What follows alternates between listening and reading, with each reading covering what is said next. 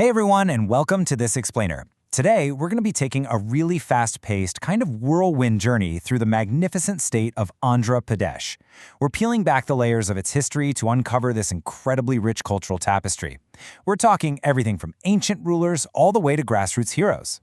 So let's just dive right into the incredible stories that shaped this vibrant region. Okay, real quick, let's look at our roadmap for today. We've grouped this whole journey into 4 distinct chapters. 1. Echoes of the Ancients. 2. Voices of the People. 3. Sacred Traditions. And 4. Modern Marvels and Quirks. So, jumping right into our first chapter, Echoes of the Ancients, Deep Historical Roots.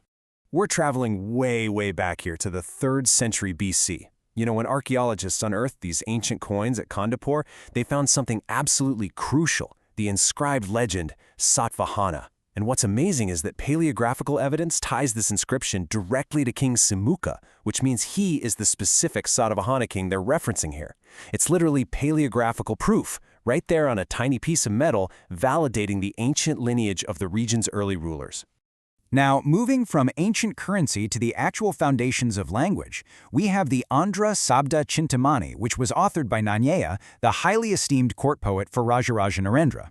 But here's what's kind of wild about this. It's a famous treatise written entirely in Sanskrit, right? But its whole purpose was to lay out the rules for Telugu grammar. It just shows you how deeply intertwined Sanskrit and early Telugu linguistic traditions were in those royal courts. And right around the time language was being codified, you had the great Kakatiya rulers basically carving their legacy straight into stone. If you map out their reign, you can see exactly which historical figure is responsible for which major inscription. So, during the reign of Rudradeva, we get the Hanyamakanda inscription. Move forward to Ganapatideva, and you have the Motupalli inscription.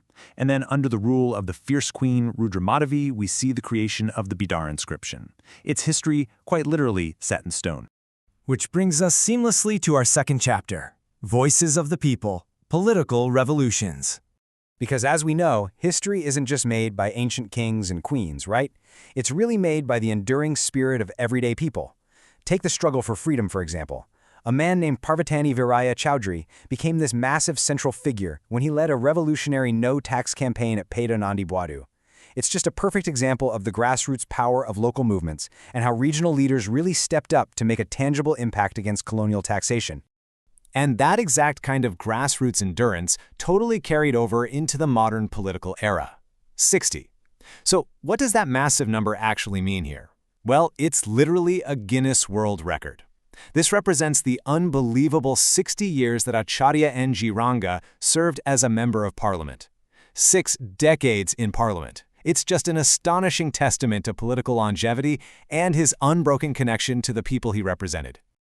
All right, let's pivot from political history to our third theme, sacred traditions, centuries-old devotion.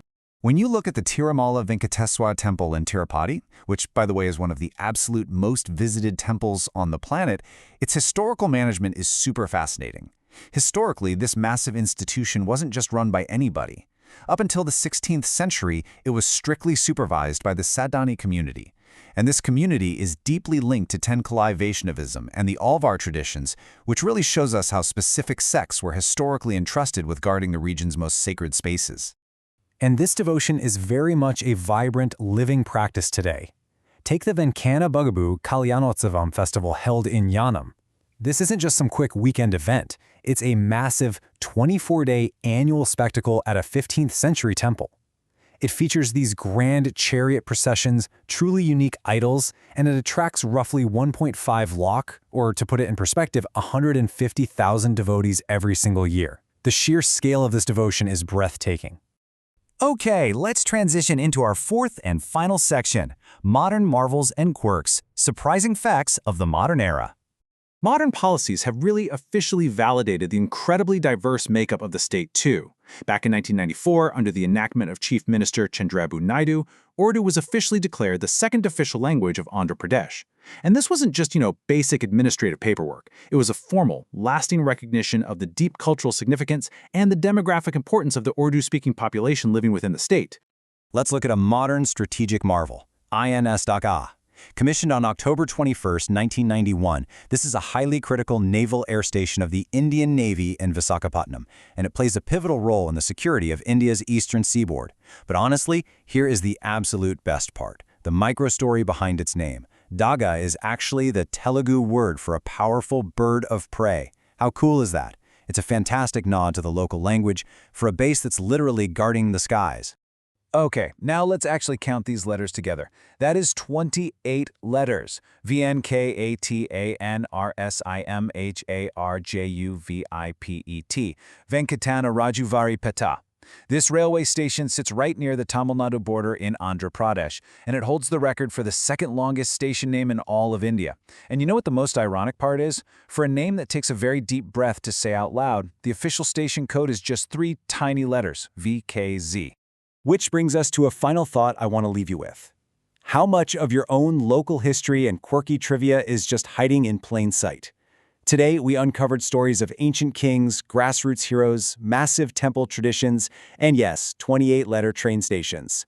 I really hope this explainer sparked a permanent curiosity for you to look a little closer at the history that surrounds you every single day. Keep learning, keep exploring, and I'll see you in the next explainer.